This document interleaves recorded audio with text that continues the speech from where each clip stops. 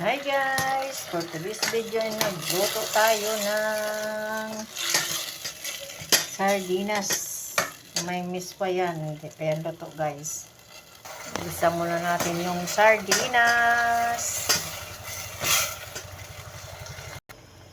At yan na guys, ang ating ulam. Masarap. Miswa na may sardinas. Yan, para kumakain ito yung anak ko eh. Yan.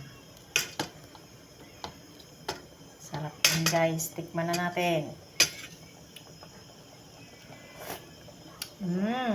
Yummy. Minsan kain din tayo ng ganito. Masarap to eh. Lalo sa tag-ulan guys. Okay. Masarap yan.